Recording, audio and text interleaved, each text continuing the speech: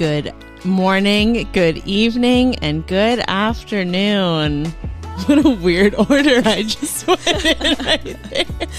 It works no matter what time of day it is, wherever you are. Wherever you are, listening from the depths of Hades or, on the other side of the world. Oh, God. Continents get into around these areas. Hello, everyone. Welcome back to the first 2023 episode of Janine Between the Lines, literature and lifestyle for leisure. I have a fun thing today, and when I say things are fun, you guys know that my standard of fun is usually I have pretty low standards of fun because I don't really do much. But I have a special guest today, and her name is I just forgot your name. Corrine freaking Madeira. Hi, everyone. She had to look at the script before she announced it. Yeah, I was like looking at how do I spell her name again? I found her off the street, and I was like, I'm doing one of those real life, in the real world, finding a stray. Oh my God, one of those LA. Oh my God, that's exactly what I did. That's where I found you, right? Off the street? Exactly. We just met. Instant connection. Love at first sight? Yeah. We're getting married. I'm going to be your Teddy's sister wife. We have too many people interested in a harem type situation, so get in line, sis. Anyways, this is Corrine.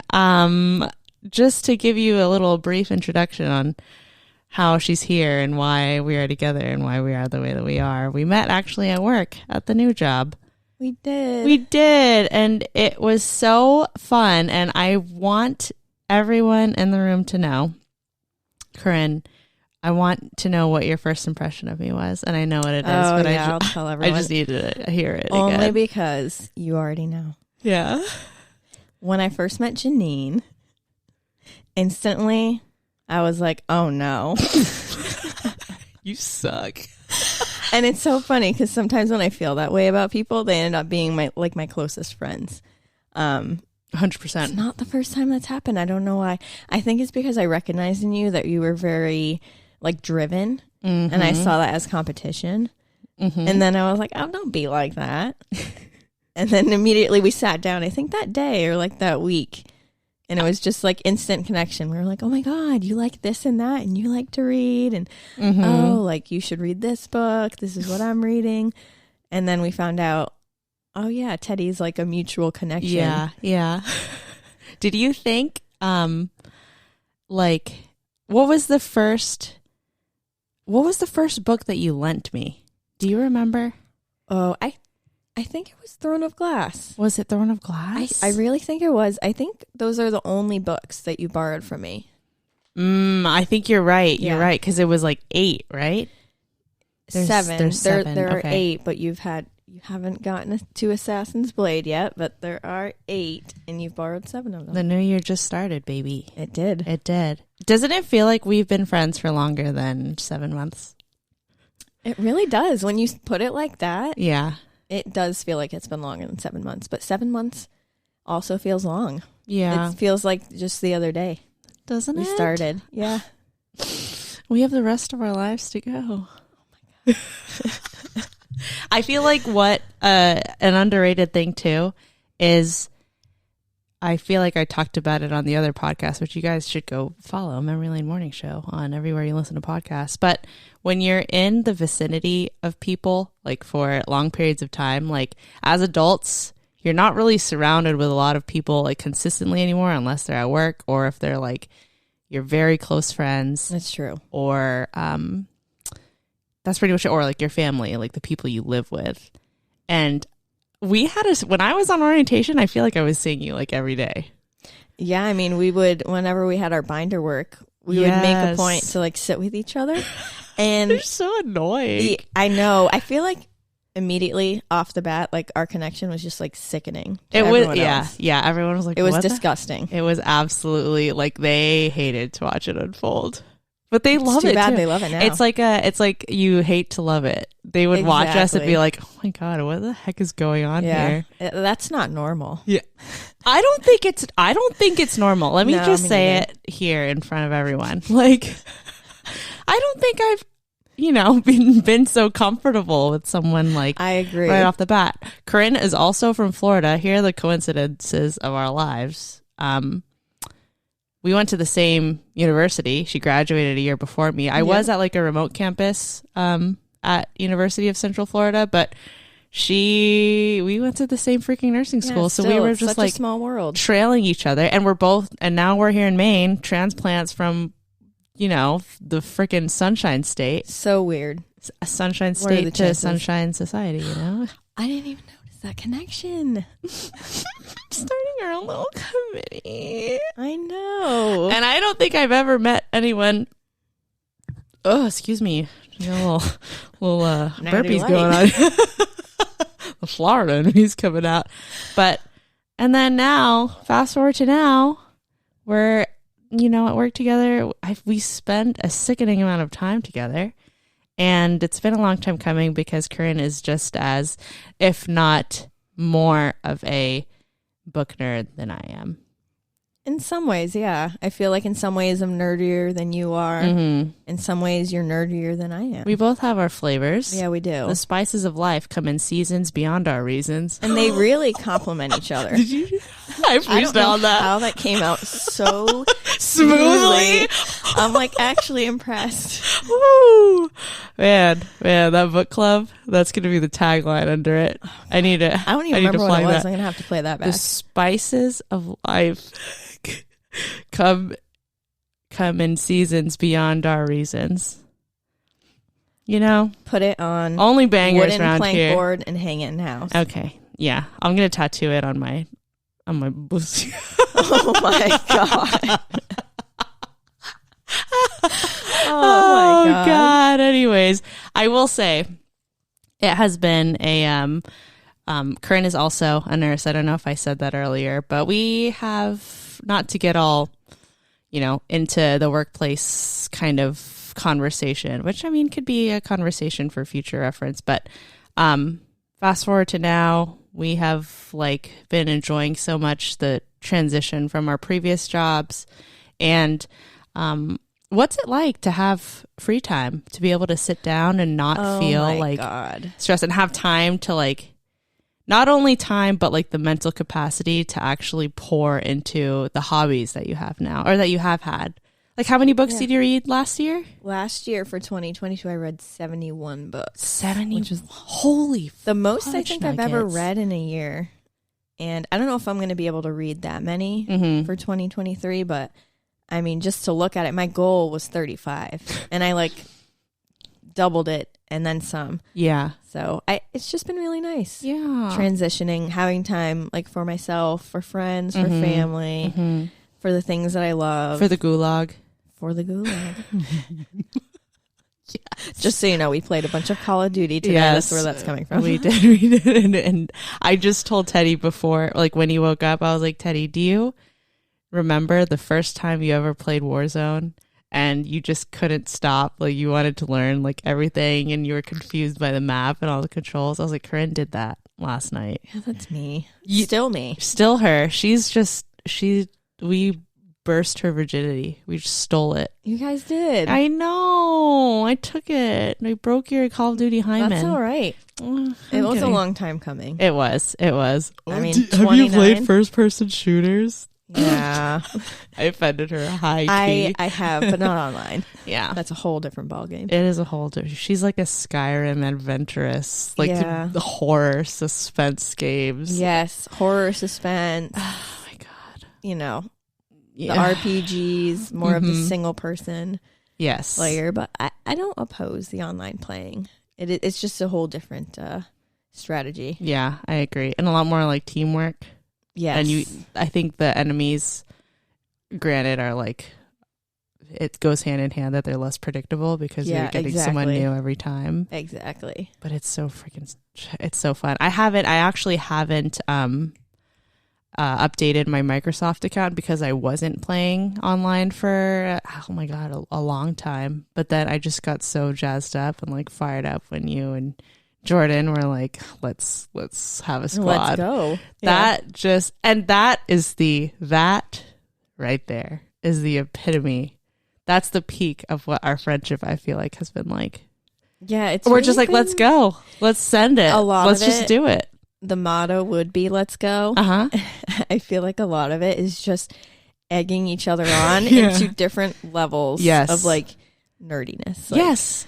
This is what I'm into. You should give it a try. And like, all right, I'll do it. Just expanding. Yes. That's how the society started out too. We live in a society. I've always wanted to say I couldn't wait to say that on microphone. I couldn't wait to say it out loud. But definitely that. We're like, oh, we should do this. Yeah, I mean, let's do it. What a time. That's exactly it. What's your sign? Virgo. What does it say that am I very Leo to you, do you think? See, I'm not good at that stuff. I'm not good either. I'm really not. I follow a podcast. It's called Ghost of a Podcast, and it does weekly horoscopes. And I've never done like big research into it, but then callers call in and they ask her like advice about a certain thing, and then they give their birth date, the time, and like where they were in the world. And like a natal chart. Yes, exactly. I know about these things, but I don't know the specifics. I'm going to need a few listeners to slide into the DMs and let us know if the compatibility level of Virgos and Leos are what we think they are. Yeah, let me know ahead of time so I don't get so invested. I know, right? Yeah. So I can back out now, 7 months in. I don't want to hit the 1 year anniversary. Because before we get these magic tattoos, we already have too much apparel that we share together. It's true. It's too much. It would be triggering. Oh my God. We have a fun episode for you guys. It's kind of going to be like a catch up / recapture of the year 2022.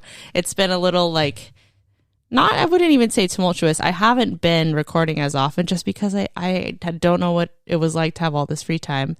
And I haven't been doing a lot of reviews because I feel like I was just flying through books over and over. But we have been dancing around the idea of not only like a book club, but also just kind of having a consistent, like, what have we been reading? What have we been thinking about it, talking on here? So why not just do it and wrap it all into one big 2022 burrito of what life is, and the solid foundation of the embryo we are birthed from. You and these random phrases. Are you surprised? No, I'm just waiting for the next one. Oh yeah. Don't worry, I'll flag it. The first one was my favorite. I know. I'm definitely, that's gonna be the title of Embryos this episode. is good. It needs a little work, but it was there. You're gonna say that like while we're recording? Oh, sorry. Anyways, we'll be back in just a little bit. Stay tuned.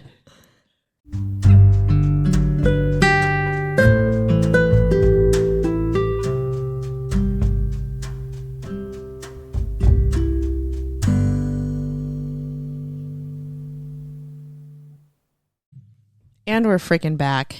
Hi. She sounds so sweet on the microphone, dude. When she yells at me, I'm really not sweet. So her gamer tag is like Corgi Queen 77. She got shot or something, and she's like, "What if I pretend like I'm like with a gamer tag Corgi Queen? I'm like this masculine man, just like, oh no, he shot me. Oh, I'm sorry, guys." I like really want to do that, but I'll have to turn on the proximity chat. Oh yeah, I'm curious to see what would happen. I think if we tried to pull it with Jordan, he would just be so over. He would just be done. No, it has to be a rando because we can make it an experiment. You, me, and a rando. I want to do it so bad. We'll have to. Okay, so we just, because this is somewhat of a book podcast, I wanted to start out. I don't know if you listened before, if I told you this story, but when I was, I keep saying that when I think of marching band, but anyways, I am infamously known, like with my brothers, like for being just having my nose in books like since childhood. Were you like that too? Oh yeah. Yeah. When the Harry Potter books were coming out, I would, buy them and read them. Mm-hmm. And then I think I kind of fell off of reading as a hobby during college because there was just no time. The only thing I was reading was textbooks. That is true. Yeah. When my brother was in high school with me in my first year, I was a freshman and he was a senior. he used to just pass by the library and just see me in the library. Like, I had super Asian parents. Like, my homework was all done. I didn't need to cram for anything like that. So I would come home with like 3 or 4 up to like 5 books and read them all like in a night and return them and like check back out another 3, 4, or 5. That is on another level. Dude, when the Twilight books came out. Oh, I read those too. 4 days. 4 days. But who didn't? Who didn't read those? That is true. We've both been bookworms, I feel like. Yeah. Forever. I can't, let me think. What's it called? I definitely, since starting at Scarborough, have been able to read more, just like we mentioned earlier. But I wanted to ask what your top 3 books are and for what reason. Well, how about this? You start with your first and then we'll go back and forth. Okay, I like it. Okay. I have 2. You have 2. I have 2. You asked me 3. I know, just in case. So I wrote 3. And it was hard to pick because I feel like I read so many great books last year. But I mean, without a doubt, you already know, one of my top picks for last year was the Throne of Glass series as a whole. By Sarah J. Maas. That was so good. We share that. Yes, we share that. I mean, I bought the books in hardcover because I know I'm going to be going back, just like Harry Potter, going back and rereading them in the future. And I just love the way she wrote all these characters. I remember whenever someone new's like POV would come up in the book, I'd be like, oh my God. Yeah. Just get back to like Aylin's POV. I don't really hear about this Manon or Manon. I don't know how to say it. I don't want to read about her POV. I don't really care. And then eventually as you read, you're like, you become invested into every single character. I don't know. She has this way of making you care about every character and their stories and the way they all intertwine. And how did you find her? So how did you find Sarah J. Maas? Like, how did you choose Throne of Glass? Yeah. So when I started to get back into reading, and this is like a couple years ago when I was still an ER nurse, I didn't really have too much time to read because I was working nights and that just really gets in the way. Yeah. I had picked up Throne of Glass. I really wanted to read a fantasy series, so I read the first book. And I have told people you have to hang on. Like, I've heard it before. You have to get through the first 2 and then you'll really like it. I read the first one. I thought it was good, but I wasn't super intrigued to read the next. And so I decided last year, let me just pick it back up. And then I really fell into it. Nice. To the point where, like, I've convinced multiple people to read it. Yeah, including my therapist. You're the Throne of Glass queen. Like, for me, oh my God, we're both like pillars for Sarah J. Maas. Because for me, you're Akatar. Akatar is just circulating around the unit. So good. Oh my God. And I think that I found Akatar because one of my YouTube influencers, she was like raving about it. It is really good. It's so, oh my God, it's so good. And it was one of those things where she's probably like a couple of years older than us, but she was reading it and she was like, oh my God, this is young adult, like teen fiction. Because I think it's classified. I was like, God dang, is that what teenagers are doing in the fairy world? Oh my God. I feel like Throne of Glass is definitely YA. Yes, yeah. Akatar, I'm like, that skirts a little saucy for YA. Saucy. A little skirts the boundaries. It really just rides the bit. line. It really does ride the line. Series wise, I guess if we talk about, I potentially could have 3. My one of my favorite books that I read, I'll say series that I read last year, is definitely the Mirror Visitor series by Christelle Davos. I think I told you and Jordan about that. I don't think I did a whole episode on it, but I did like a brief kind of overview. Basically it is about a girl. God, I've read so many in between, but she has the power with her glasses to travel through any mirrors that she's seen before in her life. Oh, I don't think I've heard of this one. Oh my God. It's so good. It sounds really good. I'm looking at it right now and it's truly one of the best, because I feel like you and I are in a pretty deep fantasy kick right now. I don't know why I was trying to convince myself to get off the train, because I'm like, I'm just going to freaking full steam ahead. Like, give me everything else that you want me to read. But, excuse me, that one, the premise is set where she's this younger girl who has this power. She can travel through mirrors wherever she sees them, and it's a special, like, she inherited that from who knows where. And the premise is, like, she has a betrothed, like, she's in an arranged marriage from this person who's like a barbarian, and he's coming to meet her. And it goes into this, the most, like, adventurous. I told Jordan it was lots of mentions to him in this podcast, but just because we were playing with it, we're stalking I him. know. Sorry, Jordan, if you're listening to this. So it's like, I say it's like the Hunger Games meets Harry Potter meets Game of Thrones. That's a pretty good mashup right there. I know, and pretty solid. I think her storytelling, she's a French author. It is, how do I describe it? It's like magical. It's immaculate. It's like eloquent, and epic. It's epic. That's epic. It's very hard for me to put into words, but I was refreshing to me, because I felt like at that point I was reading a lot of smut. I was in the mood for it, but I read that, and I cannot believe the world. It's on the level of all my other favorite books, like Throne of Glass and Akatar, and just the ability of these authors to create these worlds where you're like just so encapsulated and invested. There's romance in there, but it's so like heartbreakingly subtle, and it makes you, like, you know, with Aelin and Rowan and Rhys and Farah, it's like a very like passionate, hot kind of stuff. But with her, because she's like a younger girl, and the main character, his name's Thorn, his character is very stoic, but the way that he shows love is like very like. So what is it, more of like a gentle love story? It's more of gentle, but like it's understated, but you can feel it so hard. Sometimes that's the best. It is. It is slow burn. I wouldn't even call it like a. It was a slow burn, because you were waiting for them to finally get. But there was like no big bang. No big bang. Nope.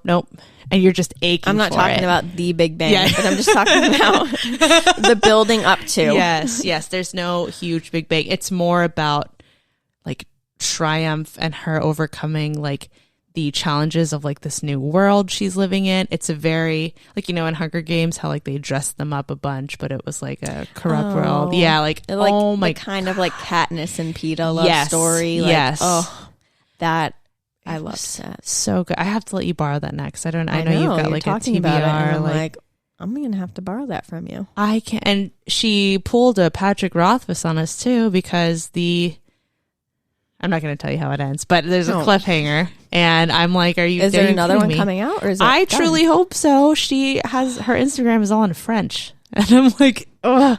See, when you go under the caption, it does say "see translation." Technology is on your side. Okay, maybe I'll revisit. There's also Google. Yeah, there's also good. I think, and it's one of those annoying things where, you know how Sarah J. Maas, when I first bought A Court of Thorns and Roses, A Court of Silver Flames was only in paperback.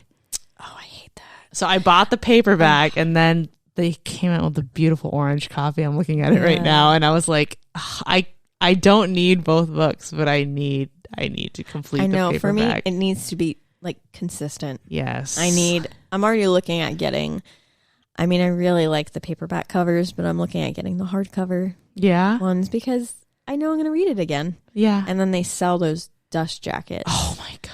For the hardcovers that are so beautiful. I can't believe, I wish that I were artistic in that sense. Didn't we go over this? You're creative and I'm imaginative. Yeah. Something like that. It complements each other. It does. I think that's why we work well together. I think that's why too. I think so. Ryan, I'm stealing your one. Your new fiance. Yeah, fiance. Fiance. Oh my God. Okay, what's your book number 2? And or series Book number 2? Number 2. And none of these are like in any order. It's just I had to pick a top 3. So yes. they're not in order. But one that I recommended to you that I think you will like, and I know Shelby really liked too, was The Invisible Life of Addie LaRue by V.E. Schwab. And what's great about this author is that she has so many other books, and I haven't read them yet, but she does write for different types of readers. So it's not like Sarah J. Maas, like, okay, or you can kind of expect that, like that fantasy kind of romance thing. Yeah, and I really did like Addie LaRue. I mean, it was really good. I heard a lot of hype about it, so I was trying to kind of hold back when I went into it, but I really loved it. Is it fantasy? Is it a romance? So it's I would say fantasy. There's like some magical element to it. Okay. Fiction, of course. That's my favorite. Yeah. But I would say the premise of it is that there's this, I want to say she's 23. Okay. She's in her 20s. And she's back in France making me remember numbers now. I think in France in the 1700s. And, that was back in the day where a woman, she had to be married. Otherwise she was a spinster. So she's being put into this arranged marriage by her parents, and all she really wants to do is just like belong to herself, belong to nature, and just live life. She doesn't need a man. She gets into this arranged marriage, and one of her neighbors told her that they pray to the old gods, not necessarily like the new or the Christian God. And so Addie does that. And she does it after dark, which is a big no-no, and makes this Faustian bargain with this like dark god that she will get out of this marriage and she'll live forever. But everyone who knows her will forget her. So it's so good. Yeah, it's I don't really think good. you ever actually told me what it was about. I don't want to spoil it, but that's without spoiling it. I think you can read that like on the book cover. Wow. It is so good. I own that one in hardcover too, because I just know I'm going to read it again, and they're going to make it into a movie. So they're going to read it into a movie? Yeah, I know they worked on a script. I don't think they got any casting yet, but oh gosh, I'm not going to say any spoilers, but it was really good. I'm looking in your eyes. You look like you want to give me some spoilers right now. I do. I really do. You're like, you need to read it so we can talk about it. Exactly. That's what I was just thinking. Okay. Maybe I'll pick that one up, and when you're done with you're in a library book mode, right? Right now? I you returned them all. You returned. And you went to Books A Million, right? Oh, yeah. I have a huge TBR pile. Before you go on. Yeah. I need to know before it loses my mind. Before it loses, I lose it from my mind. Oh, hello, Natties. What is your thought process behind your choice whether you want to buy a book, rent a book, or get an ebook? That's a good question, because there is a process for There's me. a process? I'm so excited. I feel like some people, and sometimes I wish I could be kind of nonchalant about it, but I feel like for me, there's definitely like a whole process to it, or a whole way of thinking. Okay, tell me. Like for my books that I'm going to buy, I try to get books that I feel like I'm really going to love and I'm going to want to read again. Like I did with Throne of Glass, Addie LaRue. I just had a feeling I'd really love it. So you go with your gut? I go with my gut. And there's been a few times where I've read it and I've been kind of on the fence. Like I really did like it, but am I going to read it again? And so I've thought about maybe, before I've dropped it off at the library to donate it, or, bring it into work to let someone have it. And then when it comes to library books, any book I'm really not so sure on that doesn't have like a super great like a raving review. Okay. Yeah, and if I read the synopsis, I'm not super sold, I'll do that. And then ebooks, I have a tough time with, because I feel like inherently any book I read like on my phone as an ebook from the library, or on my Nook, which is super old, I just feel like I don't really like those books. Like I finish them and it's just, there's something to be said about having like the actual book and flipping the pages. It's seeing the little page numbers in the corner. Yeah. And knowing like I can't see how many more I have to go physically, but seeing the numbers just drives me crazy. Oh my God. I hate that. And while you were talking, I was trying to see if I could relate to your methodology, but I think just to go backwards, when I'm choosing an ebook, usually it's for me planning to like need something to read to go on a trip, and then it gives me, it's like a filler, and it's like fleeting. It's like you want just something like entertaining like right then. Yep, that's what I have right now. I have one that I'm like, on my break or when there's downtime, and it's okay. Yep, I have them. Only okay. What are you reading on your ebook right now? It's something that's been on my list because I've been trying to read more like LGBTQ books. Okay. And this is like a sapphic love story. So it's between two females. This is How You Lose the Time War. And could I even summarize it for you? I don't even know. Is it like, I've looked at other people's reviews as I'm reading it, and something that I see people say very commonly is, I felt stupid while I was reading this. And I think like the writing is so descriptive and like it's kind of poetic, but the issue I have with it is that it's about these two agents that are on different sides of this like time war, and they go back into time and they time travel to change the future so that it affects something in one way or another, and you're really pulled like every chapter into these different worlds. And things are just kind of like casually, like offhandedly mentioned. It's not really delved into. Like, they're using this phrase. What does that mean? There's no definite. It's just casually mentioned. Like, you should know about it. And so and you think that's her style?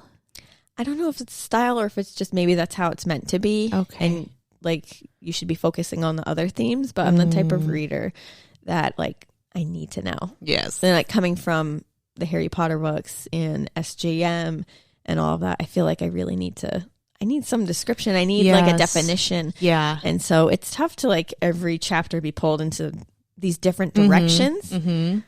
So I have a hard time connecting to it, but the writing is really beautiful. I do like it. Are you like dragging your feet through it? Because that's how I am with my ebook right now. I want to finish my ebook, but I'm like, I think I want to start a different book. I'm incapable of DNFing a book. Like I have to finish it. I am one of those readers. Like there have been some books that's one of my questions that I have read that you hated. I will like verbally complain to Ryan, I hate this book so much. And then he's like, but why? I just have to finish it. And it's not like that with this one. I'm enjoying the story, but I'm feeling lost. So I'm gonna finish it out and see how it goes. Like so far right now, it's like a 3.5 out of 5 for me. Okay, isn't that like a metaphor for life? I'm enjoying this story, and maybe but I'm that's just what a this little is lost. About. Maybe that's what this is all about. But you just got to keep going and finish it. Yeah, and I want to give it a chance. Oh, beautiful. Give it a chance. What are you reading on your ebook? I think I told you about it. It's The Knife of Never Letting Go. Oh yes, you brought that up. That one basically is about there was a apocalyptic event that wiped out the women in the world. There's only men that they know of, and they have been afflicted with the disease where they cannot keep their thoughts to themselves. So it's like, oh yeah, you were reading that a while ago. You really are dragging. I know. I think that was. I downloaded it like 2 weeks ago. Right, because we talked about how this is a movie. Yes. Like Chaos Walking or something with Tom Holland, and is it Daisy Ridley? Yeah. From the newer Star Wars. Yeah, we talked about that. Yeah, and that's a thing too. Like books turned into movies. Wait, before we go into that, I've been thinking during this time, ebooks. Yes. On a whim, kind of like fleeting moments where I need a book to read. Isn't as like, I don't feel it as hard as like a physical copy. Library books for me is when if I'm walking into a library, I don't go in with a purpose. I go in to look and see what the librarians have put to the front, like new young adult. Sometimes they'll have little cards on what this one's about, and I'm like, ooh, okay, I'll pick that one up. I like that. That's my library book method. Or if they're like a Nashville had a really amazing library where they would have like a really interactive website about what people recommended and stuff. I like that. But then if I'm not going to a bookstore with a like a list in mind of what I'm looking for, but I'm looking to like buy a book, I pretty much go with my gut. Covers kind of make a big difference to me too. I am a huge cover lover, and that is a cover the downfall whore sometimes. Yes, because it looks so good. Yes, and then you go. I'm a little bit of like a Goodreads. Oh yeah, she's nerd, like a Goodreads snob. Let's call it. Gal. Yeah, like I'll go on there, and if I see that it's like under like a 3.8, I'm like, the cover's so beautiful, but it's not rated that highly. And you know what? There are some books that aren't rated very highly that I think are great. There's different books for everybody, but it's so hard when the cover's so beautiful. I know. That's how I felt. I had no intention of going in and buying The Mirror Visitor, but None Such Books has a section where it's like the staff picks. Oh, I love that. First of all, that blue right there, that like light sky blue and then like a purple, those are like my shiz. Secondly, later on, I'll have you flip it to the front. It looks like, were you a Miyazaki fan, like a Miyazaki movie? Miyazaki, like Spirited Away. Okay, I was gonna say, don't make me say Studio Ghibli. Thank you. I remember Studio Ghibli. Have you seen Howl's Moving Castle? I have, and I couldn't get past Christian Bale's voice. I don't. You listen to the English one. You have to listen to the Japanese dub. I should, because I do watch foreign movies and shows. Like, before Squid Game, I loved Squid Game, but I did enjoy like watching like French and Japanese and films and shows. The reason why I chose that is because the front of it looks like the castle of Howl's Moving Castle, but like a really cool like sketch. So yeah, I'm like a cover. I'll have to give it a shot with the original. Yeah. Audio. I think it automatically went to the English audio, and just Christian Bale's voice as Hal was such a turn off for me. And Ryan, I can't even remember if I finished, but Billy Crystal as the fire. I don't remember the name of the Callister. That was actually really good. But God. Well, I love that movie so much. It is really good. What I couldn't get into was Princess Mononoke. Ooh, I actually, I think I loved that. I watched it when I was pretty young. I watched it part way. I think I have to rewatch it. It was the death of the animals. That's always so hard for me to watch. Yeah, that is true. That's like super depressing for me. I feel like I have to uplift myself in some way after that. Shake it all off. Yeah, I mean, that puts me in a bad place. But that... No cap. Yeah. So for future reference, don't recommend us anything that has anything to do with animal death. Oh, please no, but A Dog's Purpose was really good. Is that a movie? It was a movie and a book, right? Yep, book into a movie. I cried every chapter. Jesus. There's a corgi. Oh my God. I didn't know that. I can't even talk about it. I'm going to tear up. Yeah, she's got her wine too. She's going to be crying into her wine very soon. Tammy actually wanted me to read that one too, but she was like, really good. She's like, don't read it unless you want. Yeah. Sometimes I'm in the mood for that though. You ever in the mood for a good cry? A good cry. Yeah. That's the book I'm lending Shelby, is one of those. Really? There's some books that if I'm going to recommend them to someone or lend it to them, I tell them you need to make sure that you're ready to be in that type of mood.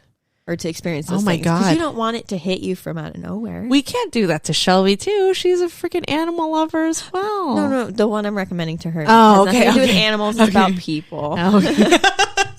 Don't worry. Don't worry. Yeah. I feel like animals is another level. Oh, my God. I'm glad you said that, though. Do you feel like that way? I am, are you pro or anti movie books turned into movies? I'm pro. You're pro? Let me say it. Like, there's some movies like Harry Potter. Was it all accurate to the books? No, but it was still a magical experience. Yes, I agree. The Hunger Games. I thought they did that really well. You think so? And you haven't even seen them yet. I saw the first one. You did? Yes. Okay, they're really good. I have them all on Blu-ray. Ooh. Love them. So good. I ate those books up too. I'm pro. Maybe I am just a Because snob. sometimes, even if it doesn't turn out well, okay, it didn't turn out well. I mean, there are some that have been horrible. I can't even name them right now. Oh yeah, Bird Box wasn't that great. Yeah, we talked The about book that. was really good, but that's really hard to capture as a movie. You know what's a childhood book that was turned into a movie that I go back to all the time that I can't believe they ruined it? What? A Wrinkle in Time. Oh, I've never seen that. Oh my! I know. Now that I say they make that- that twice? Yeah, they did, and it was weird. Was it bad both times? I don't hate Whoopi Goldberg, but it just did not fit. Yeah. I think The Giver sucked as a movie too, and Giver. I loved. Never read or saw that. Those are classics. I know. We both have a different set of do. classics, We do. and I think what's it called? It makes you wonder too, because some people. I can't say I'm pro or anti, because when I think of things like Game of Thrones and people who can't tolerate or can't get past all the details of how many books is Game of Thrones, so many, God. it's a not lot even more done yet. Exactly. He said he's I don't even know, half the way done, and it's been 11 years or something. Yeah. I might have my numbers and percentage wrong, but it's. So in situations like that, I have not read those books. I haven't read them either. I tried. Yeah. It was very wordy. Very wordy. And I could say the same about Lord of the Rings. I actually never read the whole Lord of the Rings. Really? And I'm I was thinking super about fan. it, but yeah. I need to prepare myself for that. Yeah. That's That a is oh my God. Yeah, it Massive. is a goal. I feel I shouldn't though, because I feel like you can be a fan of things in many ways. You don't have to. Sometimes people are, I don't consider myself a big snob of people that are you never read the books, but it's your favorite thing. I see a lot of that online. You're not as dedicated of a fan as I am. Whatever. Go away. Just No one asked you. yeah. First of all. Yeah. People get like that a lot, and it's kind of the same. Gatekeeping. That's what it is. That's Yeah. definitely what it is. You can't tell me how much more of a fan you You're are a than me. huge Lord of the Rings Yeah. fan. Just because I didn't read Massive. the books, I can quote the freaking lines and anything can. else, But definitely, I can see the pros of both sides, and it's just paying homage to the author and the story itself, that people want to see it visually. I feel Right. okay, this might be a dumb question. Was Avatar a book? I don't think so, no. Okay. You're talking about Avatar, the Blue People, not Blue- Avatar, the Last Airbender. Blue Because there People, are yeah. comics, and I do own them. Oh. But I have not. I'm talking about Avatar, the Last Airbender comics. Okay. I don't own Blue People comics, but I haven't read them yet. Oh, geez. But yeah, they're and that's Korra. okay. I have those too. Oh, yeah, you did tell me. I actually never watched all of them. I haven't finished it either. I'm notorious for starting a show and just never finishing it. So you're the opposite with Yeah. shows and then books. Yeah. You can't not finish a book, I but think shows. it's because I prioritize reading, and when I sit down and I want to watch something, it's a movie. That is true. I want something with Resolve. resolve right away. I don't want to have to Interesting. I don't know. There's too much life. Yeah. There's too much life, and I just don't have time for something like that. There's too much of it. We can't have it all. We can't do everything all at once. Do you have one more book? I do. My last, my number 3, which was another tough one, was Anxious People by Frederick Bachman. And the reason why that actually is kind of unexpected is because that was one that I borrowed from the library on my phone. And it was just I need a filler for all this extra time. Mm-hmm. And I was reading it and kind of getting along through it. And, I'm not capable of not finishing a book. Mm-hmm. And it just kind of grew on me. And by the end, have you heard about this book? I have. So I think the premise of it is that I don't remember how many people are in this apartment for an apartment viewing, and there's a bank robber, and the whole robbery, it's all messed up. So the bank robber escapes into the apartment and holds everyone hostage there. And so the story starts to unravel about the background of every character and how their lives kind of intermingle with each other and affect each other. And I think it was just a really good story on, I don't know if this is accurate, but I'm going to say on the human condition. It was really good. I thought it was like a everyone can relate sort of book. Yeah. Like, this will make you a better person if you read this type of book. Yes. So I liked it. It sounds similar because did you read A Man Called Ove from him? No, but I've heard a lot of good things about his books. Like he has a series right now, like the third book for, is it Beartown came out called Winners or something? My friend Jeremy told me that Beartown, he was like, if you read any book right now, it's got to be Beartown. I've been thinking about starting it. And there are some books, when we go back to that topic on what do you get from the library, what do you buy? Mm-hmm. There are some books that I've, read through the library or through my phone and been like, oh, I should have bought that. And that was one of those. Yes. And so I asked for it for Christmas. I think Beartown, what you just described, and A Man Called Ove, that makes a lot of sense because I feel like A Man Called Ove, Frederick Backman I think he's very good at like the separation and like the diving into the details of each of the characters he presents and like why they are the way that we are, and then like taking it home. That. Yeah, it's a very I was gonna say it's unique, but it's like niche for him. Yeah, it sounds like his books are all like that because Beartown was exactly like that too. Yeah. Oh yeah, I'm pretty sure that was a tearjerker for me, both of them. Yeah, Anxious People was a tearjerker for me. Was it? I would read it and I'd be like sitting at work in between my binder work, needing to break up the chapters, reading a chapter, and I'm like blinking away the tears, like wow, just wow. Yeah, I freaking love that. Oh my god, I think I have. Oh, before we go on to our next segment, we're gonna take a little break, but I wanted to throw a curveball. What was the worst book you read last year? Oh Jesus, is there one that you could pick up from the top of your head? Right away, I could pick up two. Ooh. One that I see a lot when I go into the bookstore, under the book talk section, and I try not to be someone who's like, oh, I'm going to read it because I saw it on TikTok. But some of the books I picked are because I've seen them on there. But this book is called, what's it called? You've Reached Sam. And it was just so bad. What was the genre?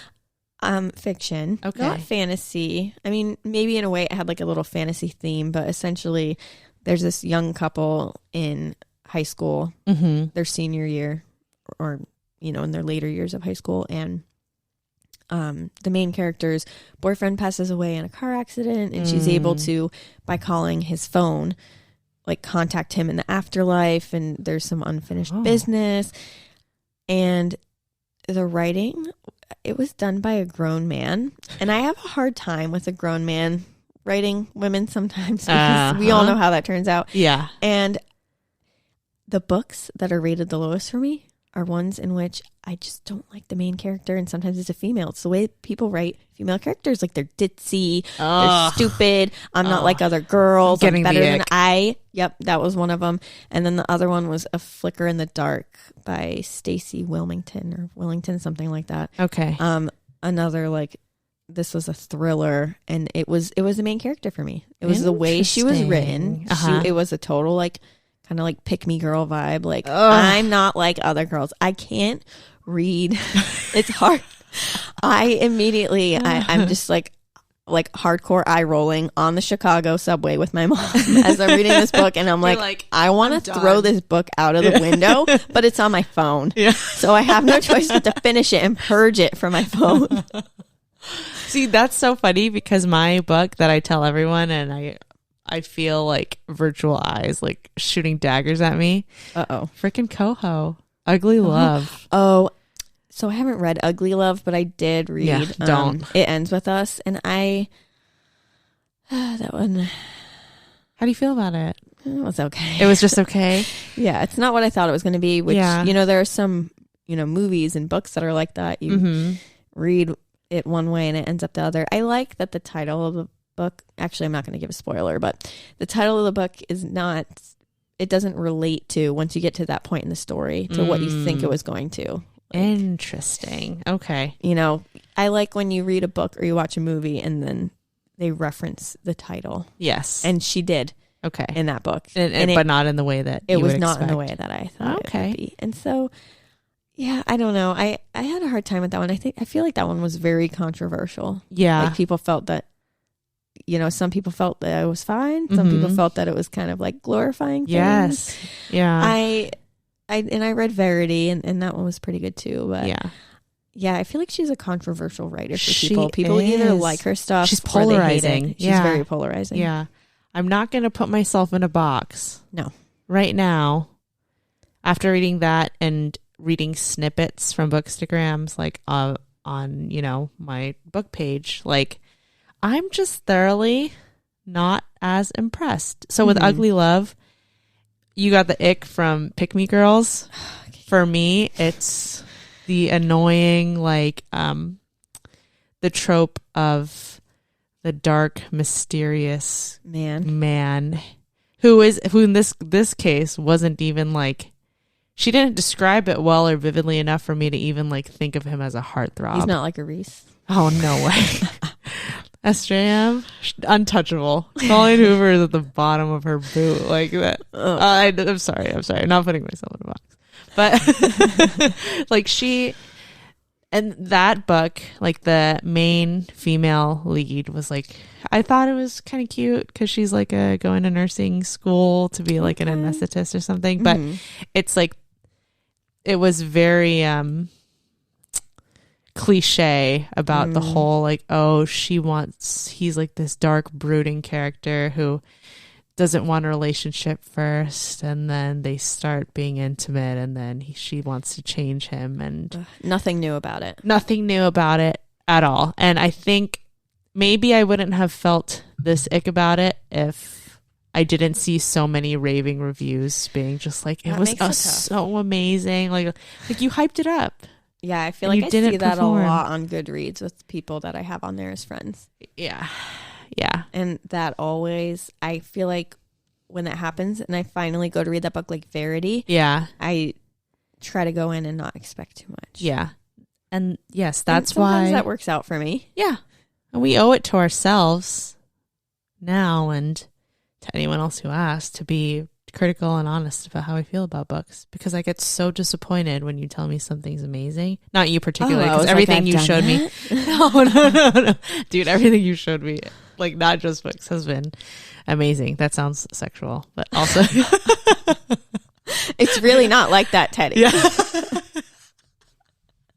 Your next fiance. Oh my God.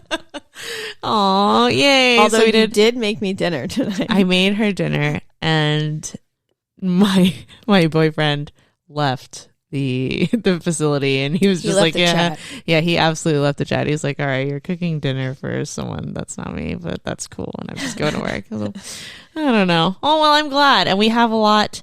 I think when we come back from break, we are going to discuss things we're excited to read. Yes. And then just kind of an outlook on what 2023 is going to be like. And your last year in your 20s? Oh my God. Oh my God. Finally, those memes apply to me. Which in? The ones where it's like a tornado and it says 30 and then there's someone running and it says like 90s kid 93. Oh yeah. And then someone ahead of them says 94. It's coming for all of you. Coming. Oh my God. All right, guys, we'll be back in just a moment. Stay tuned. So if you were on a boat and you could only take one... I knew the questions the other day were a warm up. Go ahead. All right, here's the scenario. We're on a boat. No. I'm on a boat. No.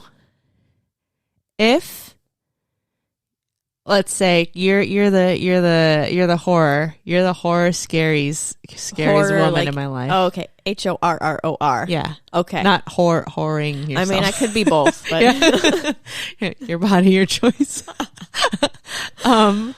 Oh God, yeah, no, that was not a great reference, but Jesus, I'm sorry for everyone listening. This is one that I asked, or that Teddy asked us earlier. What would be your breaking point in Fear Factor if you were a contestant? Oh, I mean, a lot of it. Really? What's the one thing you'd be like, nope, I'm giving up. I can't eating do a it. cockroach. No. That's why I moved to It's Maine. over. That's It's why over. I can't do cockroaches. I know. Cockroaches bite. They bite. You didn't know that? I know they fly. No, they bite. They dude. bite. This is okay. I'm glad I know about this now, not before. But here's the thing: everyone tells me I'm wrong, but I've gotten bites from my dad. Where and have I. you been? Dude, That this is happening to you. no, you were Central Florida. I was North Florida. They had some different kind of breeding species up there. Did they pay rent? Unfortunately, not. They're huge. I just remember, like, I had a bite. Let me see how much this is. I am terrible at spatial awareness. It was like a 2x2. Oh my! Like from a chiclet from a. Are you allergic? Maybe that's what it was, or maybe it was like, because cockroaches are so dirty. They're dirty, disgusting bacteria. You need the Keflex. Why do you need? If you give us a follow, we'll tell you why. That's a big,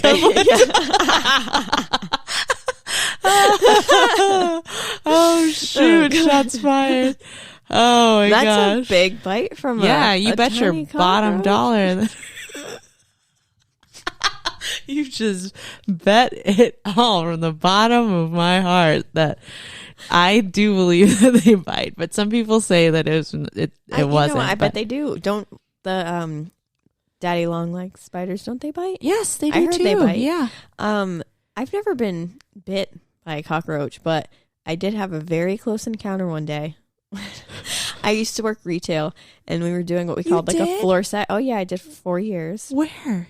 Bath and Body Works. Oh, I was Aeropostale. Oh, and my voice is so sweet when I said it. Bath and Body Works. We were next to each other in the mall. And we did a floor set. So the store was closed. We're like breaking down the old visuals and putting up all the new stuff. And we had to get the boxes from storage.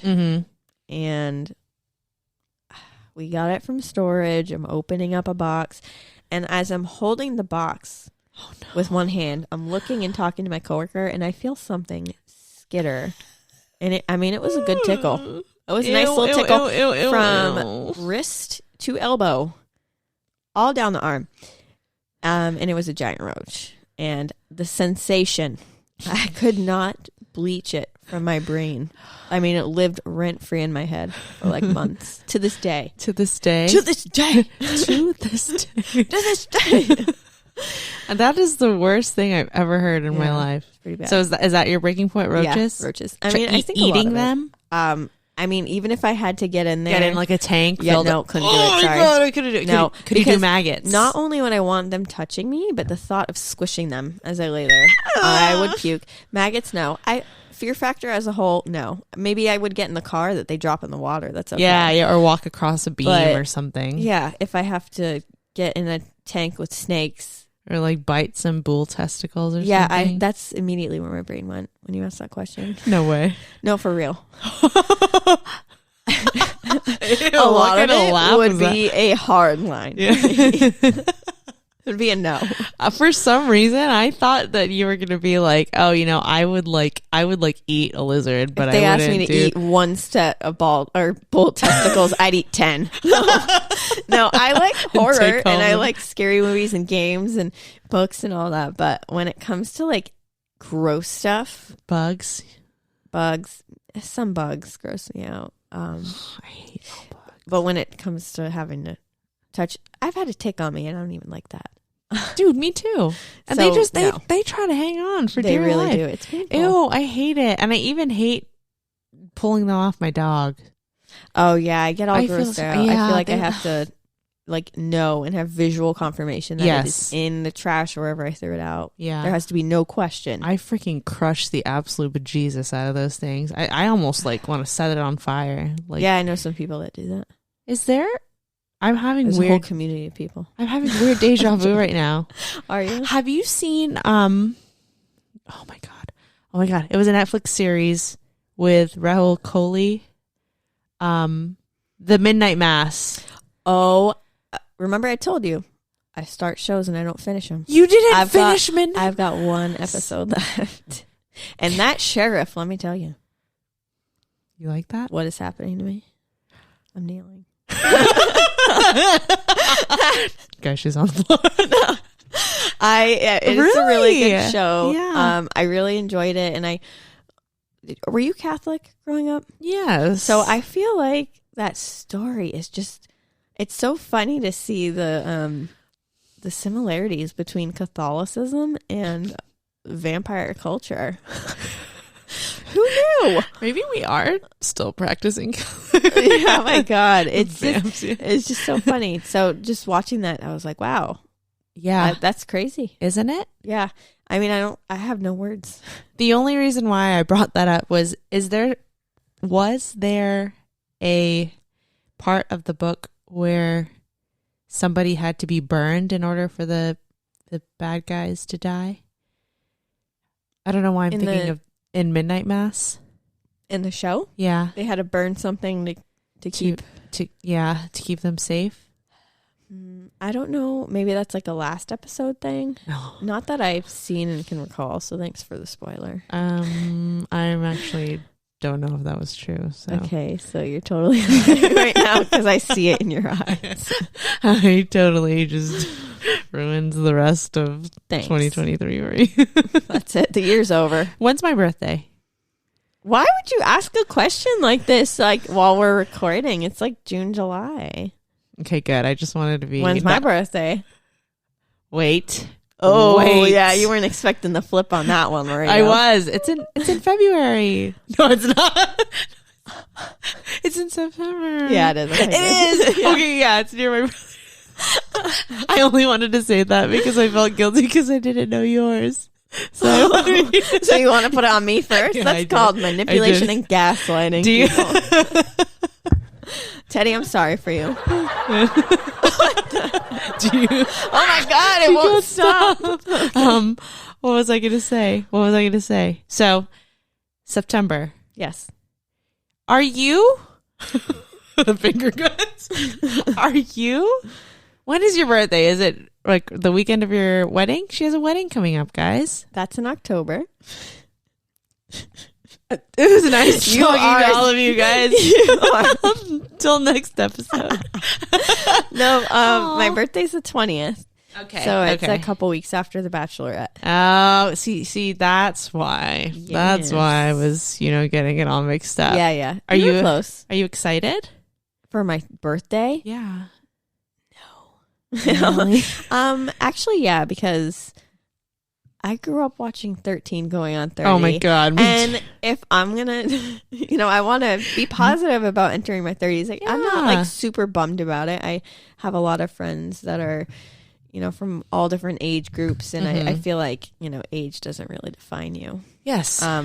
And I don't know. I would like to age gracefully. So I agree. I want to be excited because I've heard from a lot of people that their 30s were the best years of their lives. Like, I agree. over their 20s. Yes. So A lot of it's people. a new era. Yeah, exactly. And I feel like maybe I'm wrong, but the influencers that I follow, like on social media and stuff, have really kind of blunted the ever standing stigma that like once you leave your 20s, you're not young anymore. Yeah, you're like not at your peak. Yeah. Whatever. And then like I do feel a little bit of, the thing is I didn't struggle with this personally, but because I feel very grateful to have at 27 right now, feel pretty secure in like myself, and I do have big like financial like goals and things that I want to acquire and stuff like that, but I don't.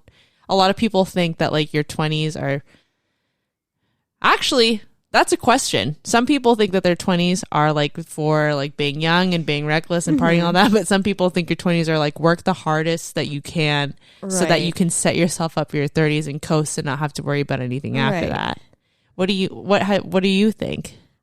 I feel like a lot of my 20s, like the first half, was nursing school, adjusting to life after college, and like finding my groove. And then the last half of my 20s has been about, I think, mostly like defining myself. I feel like that's something that you're going to constantly do throughout life anyway.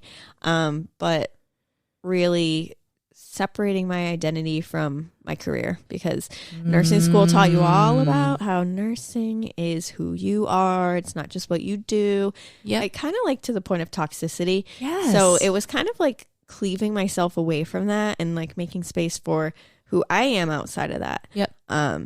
So I feel like my 30s will be even better because I go in with a more clear vision, you know? That is so That's what it is. troublingly true. It is. It's so unhealthy. It's very unhealthy. It's so unhealthy. And I used to like, and we were all, you know, I feel like we all really stood by that. We're like, yeah, absolutely. Like, you're so it's dedicated. my identity. Yes. And what helped me kind of like back away from that was going to therapy. Yeah. My therapist kind of helped me realize like, why is that such a huge part of your identity? And that's why I had a hard time kind of letting go of where I was currently working at the time, because like through and through, I was like, I'm an ER nurse. Mm-hmm. This is who I am. Yeah. Yeah. And now I'm just like, I'm a human and I'm a nurse. Yeah. And there's more to me than just what I do at work and what I get paid for. Yeah. Oh my God, that's sobering. I felt that, but on a very, it's a very depressing thought to like center your, like almost like feel your importance be like ever surrounding that. Right. And when I like, during the time that I was working, and that's just a testament to nursing was my identity. Right. I think I've kind of gotten over that hump in these past 6 months being at Scarborough too. Yeah. It's a hard hump to get over. And because it's one of those necessity things too. It's our work. We do it for a living and to be able to afford the things that we, you know, are able to do in life and things like that. So it's still a big part, but it shouldn't be the center. When I was working like 3 jobs and then doing school full time, I definitely was, when I finished, I was not okay. Like I was like, it felt wrong for me, and it felt just internally like something was not right for me to not feel stressed, not feel burdened, or like not have like 20 million things to do, and just like in a poor mental space, because that was like my baseline, being pressured by school and like feeling the need to go above and beyond all the time at work. Like it is such a huge like detriment to put all of that like as the most important thing in your life. It's like putting toxicity to the point of like where nursing can't function without it. Nursing doesn't tell us that like it's not a blanket like belief that, oh, you know, our patients matter more than us, but kind of like it's like our core of nursing is like putting the care of others before ourselves. Right. That's changing though. I think it is changing a lot. It is. Yeah. In a good way, I think. I think so too. I feel like I've seen that, especially in a lot of the newer nurses. Yeah. That you have to put yourself first. And I think a lot of people that have been in the career for longer than I have are learning that for the first time. Yeah. Yeah. And that's even harder, I feel like, because it's going against X years of what how people were doing it. Taught, and like what they've been doing for how many years. Like, it's sad. It is. And so I'm grateful that I kind of cleaved myself away from that. And, you know, there's more to me than just that. Yeah. Like, and then really like anytime, you know, if you ever took like a hit in your career. Yeah. From like a bad experience or just like really feeling disappointed in yourself, like you could have done better with this or that, it hit 10 times harder because it was your identity. Exactly. It's not just an assault on your career, but on who you are. I know. And so, and it should never have been that close to your heart. It shouldn't have been that personal. Right. Like, yeah. That's hard. It is. And so that's what I'm looking for in my 30s, because I'm going in with this mindset, and I know who I am, you know, and I just have a healthier separation from work. I love to hear that. We love to hear it. I have a question for you. Go ahead. What's something that you're leaving in your 20s and bringing into your 30s? Oh, that's a good one. I feel like what I would like to bring into my 30s and leave behind in my 20s, but I'm sure part of the human nature is going to follow me anyway. Self-doubt. I think I've been trying to get better at being more like kind of confident in my decisions and stuff, but I would like to be more sure of myself, I guess, when it comes to things like that. Yeah. Awesome. That's kind of like a twofer, huh? It is. So you're leaving the self-doubt and you're bringing in the confidence. Yeah. Into the assurance. I try to constantly, do that. You come off pretty confident, I'd say. Let me tell you, it's from working in the ER. You have to, because no one has to know if it's your first time doing something. You have to have that confidence when people are nervous and they're worried. They're like really, really sick, and you're like, "We've got this. We're gonna take care of you. It's gonna be fine." On the inside, we're all like, "Okay." Like, they're bleeding out. It's fine. Yeah, and you know what has helped too? Not just like working in that environment, but also Drag Race. Yes. Drag. Yeah. Everyone just emulates so much confidence. Yeah. And it's like, there's so much to it. It's an art form. Yeah. But really, it's like, oh, that inspires me. My best friend Abby and you would get along so well. I'd love to meet Abby. Oh, yeah. She was a guest. Yeah. Oh, she's really? like she's the nicer, shorter. Can you imagine somebody, this might sound braggy. I mean, I was like, I tell everyone she's the nicer version of myself. I can't even imagine that. Right. She's the most polite person. That's probably like the nicest person I've ever in the met. world. Yeah. Like she's out there Guinness World Records. Yeah. Like you think my voice, like, everyone makes sort of say, "Oh, so do you need anything else good?" She's a flight attendant. So that has to tell you something. I feel like a lot of people who work in that occupation have inherently nice voices. I feel like the meme that encompasses like flight attendants and like anyone in healthcare is like Ben Affleck with his cigarette. Just like, I love that meme when he's sitting outside. His like eyes, he's like looking up with his eyes closed, and he's just like, done. I feel like you can hear him just going, "Oh." Yeah. That one and the Tobey Maguire one. Just like when he's at the airport looking at the paparazzi, that I still feel that way to this day. I know. We're carrying that into your 30s. Yeah, I want to carry that energy into my 30s. Oh my God. Did I ask you already? Are you a New Year's resolution person? I don't know if I ever really used to be, but I do put a little bit of thought into it. Yeah. Yeah. I'm not like super hardcore. I know people are hardcore. Yeah. The way I see it is, and it sounds so corny, I feel like not every day, but like every week I'm always, trying to self-improve. It's been like a habit of mine for a while, especially since I've been in therapy. And, at the same time, you need to have grace with yourself and allow yourself that you're human. Yeah. I haven't had a lot of grace in myself. I used to be really bad with it, but I've been really good about like forgiving myself and giving myself room for like error, and it's just part of life. Like I don't want to constantly be putting myself like down or constantly being like, oh, I could be better at this or that, because I think I'm great the way I am. I think everyone's great the way they are. But I don't know if I had to have a resolution for this year.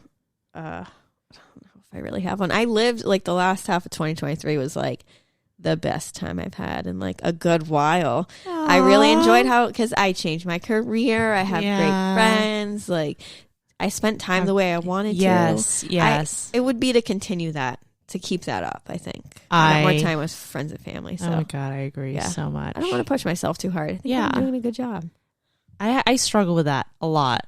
Like I feel like I'm always, I don't know where it comes from, but I think being the youngest and being like the healthcare person in the family and being the only girl, like I'm always in this competition to like beat myself, and Catholic and moving away, away from my family in Florida and everything. I'm always, ever since I was like very, very, very young, my parents always had really high standards of me to a point of like not that healthy. Like I would really self-criticize, and that's my parents, I did that really heavily. I was the one pushing myself to get really good grades, but my parents weren't doing that. So I don't know where that came from for me. I don't know either. But I'm trying to, I want to. That's a good one that I probably should try to bring in, because we talked about it on the other one too. Like if you think about it, time is it's a social construct. I say that all the time. Like we don't live have all in a that. society. We live in a society. And Time is a social construct. That's the reasons and seasonings. That's the column you're gonna read when you walk into our cult. Yeah. But I mean, it's kind of. I'm trying really hard. Oh, question for you: do you think you're a control freak? Yeah. Okay, good. You already recognize that in me, don't you? I know. And I try to get better with it. Do I come off as a control freak, do you think? A little bit.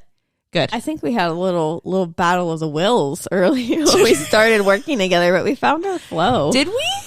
Maybe a little bit.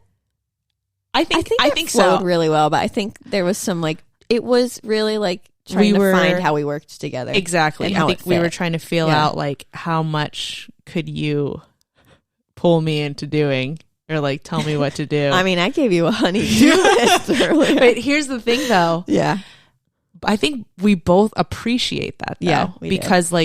If I am making a list for myself, I don't feel good until I finish it. Yeah. So when we do that for each other and we both get satisfaction for you like this hand motion? I do. It's real. Yes. It's there. So I enjoy the lists that we put together in order to get the crap that we need to done. So I think we mesh well in that sense. But when it comes to myself, I am a control freak and I want to let that go and be a little bit more gracious. I forgot where I was going with that, but definitely. Oh yeah. Time is a social construct. Yes. I've never, haven't been, there were a few years where I was like, oh, I want to do this. New year, new me, new, be completely different, really make a big change. And I keep losing my train of thought. But if you wanted to do something, now is a better time than ever because you don't even know if you're going to ever get a chance to do it if you don't focus on and really just value the things that you have in your life right now and you focus on what's going to happen in the future. That's the thing. I'm a planner. I'm a control freak and I'm a planner. I love me a good planner. I love a good controlled, an organized agenda. Wrong with a planner. I physically a planner. But here's the thing: you're always going to want what you can't have, right? I feel like it's the same with bodies, right? Yeah. It's true. It's the same with bodies. And then I was having a conversation with Christina the other day, and she wishes she could organize more and plan more. Yeah. You wish you could plan a little less. Yeah. Right? Yeah. It's tough.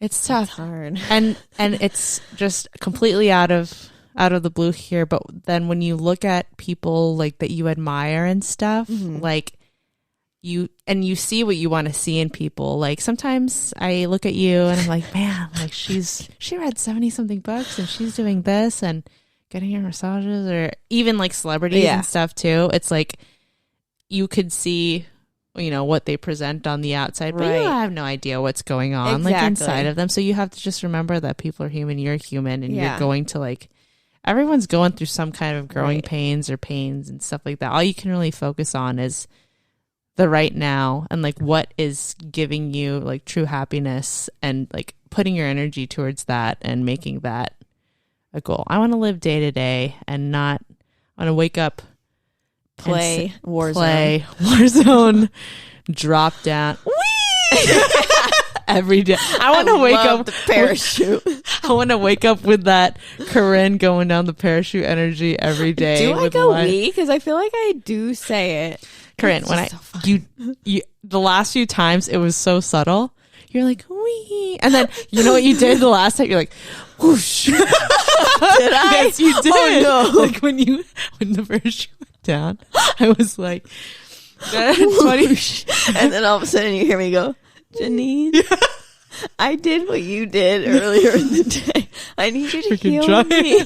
I need a rest. Yeah.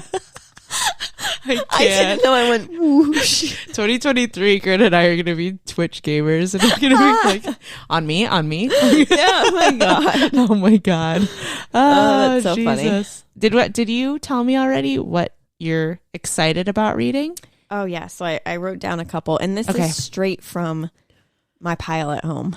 that I'm going to read through, not just books in general, because Okay. then it would maybe be a little different. But The Daughter of the Moon Goddess by Sue Lynn Tan. And I can't remember exactly the premise of it, but it is a duology, and the second book is out. I think it's... Oh, don't ask me the title. I think it's something about the sun god or something like that. But both books, like the covers are beautiful. They're rated well. They just look really good. Okay. So that's one. And then, Kristen Hanna. She writes such good Is that books. the Priory one?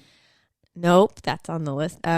She wrote, Kristen Hanna wrote The Nightingale, which is a historical fiction about the Nazi occupation of France in World War II and how two sisters lived through it. That's also going to be a movie. It was really good. I cried reading that one, but I've heard a lot of great things from like friends and patients. Some patients have talked to me about it. The Great Alone by Kristen Hanna. It's Great Alone. Yeah. So it's on my shelf. I got it for Christmas. And then my third one was, Priory of the Orange Tree. That one I have had on my shelf for almost a year. It is just so thick. It's like 1,200 pages. Yeah. And the last book I read that was that long was The Stand by Stephen King. That's one I regret not owning, like a physical copy. I have that on an e-reader, but it's just so big. It's one of those books I need to like prepare myself. Sounds like one of those books that we should do like a book study on and talk about it as we read through it. Yeah, that's true. That's one that you break into chunks, I think. Yes. Do you also own it? No. Okay. Could you see? I'm like looking over my bookshelf. Where you're looking, and I think that one was like, I think there's another book for that coming out, and I want to say it's a prequel. Oh, so I love really when they like take it to back in time. invest into books that have like multiples. But I always have a hard time when it's not fully released. Yes. Like Throne of Glass, fully released. ACOTAR, I think, I'm still sure. open. No, I think it's fully released. Are you sure? Nope. It's fully released. Crescent City, still working on. I've heard mixed messages about Crescent City. Yeah, I mean, I'm gonna read it. You're gonna read it just for the culture. Yeah, I've got to finish. You got to round it out. Okay. Especially because people think she's gonna do some like Marvel type Endgame, mix up all three. Oh, yeah, that's what I'm saying. You might have to read them, but again, theories. We know how all the Game of Thrones theories went. It all didn't pan out, but those are some theories. But yeah, I have a hard time reading books when they're not fully released with the series because I want to read it in completion, and I want to know. You want to reach completion. Yeah, I don't want to like have to go be back. blue-balled. Yeah, and it's tough waiting. I hate waiting too. So the only things that I am willing to wait for are shows. Sometimes I like the structure of waiting like every Friday at a time. Emily in Paris. Yeah, no, it's so good, but like so good in like a trash TV way. Yes. In the best. Yes. Like guilty pleasure. Definitely my guilty pleasure. Like when you go to watch it and you're like, oh yeah, okay, I remember. Yeah. It's like you almost have to watch like a recap. So that's how I feel about books. Like imagine reading so many series and like so many books in the series, and then you're like, oh wait, the new one's out. Now I have to. What do you even do? Yeah. I can't read them all, but I can't do that. Now that you say that, and now I'm thinking about wee, whoosh. Yeah, wee is when I'm flying down. Come get me. Yeah, wee, and then whoosh when I open the parachute. I can't do that. Yeah, I can't do three things at once. Oh my God, I can't believe I said that. Oh my God, it was hilarious. And no one said anything because. What is there to say to that? There's no, I don't know. I need acknowledgement. Literally, it's just say less. That's my attitude. I wonder what Jordan thought. Oh my God. Well, like I made a mistake. A grave error. A grave mistake for sure. Can I take it away from books real quick? Yes. 2022. What were your to like you said, round it out? Yeah. Actually, you can even tell me now up to this point in time because we're still in the first week. Yeah. What are your what were your favorite like music picks? I used to end with I used to end with favorite songs. Favorite music picks. Yeah, it can In be general. It can be artists, it can be albums, Anything. You're yeah, leaving it open. anything. Well, I did my Spotify Wrapped, and I was really happy with it. Yeah. Taylor Swift was up there. Which he sounds so basic. You just say it. But Taylor Swift was up there. Lil Nas X, The Weeknd, Doja Cat, and Beyonce, and I feel like that's a really rounded out playlist. But I have to say, album wise, like Renaissance. Yep. That's top there for me. For me. Yep, that's top for me. Loved it. I think, Doja Cat's album Planet Her was good. Montero by Lil Nas X. I can't remember if The Weeknd's album Dawn FM came out 2022, but I went to his concert last year. You did. It was so good. I mean, you could tell he was singing live. He was not lip syncing. Oh, yeah. I was just about to say, was it? Yeah, like you could tell. God, he was so good. I was so jealous that you went there. I would go again. And I saw Lil Nas X last year. Yeah. Doja Cat was supposed to be at the Weeknd concert, but I think she had like a cold. Like she lost her voice or something. I think paratonsillar abscess. Oh. And she couldn't be there. So. You gotta feel like it's the bottom of you're at the bottom of the barrel, and yeah. Jesus Christ, I can't even imagine.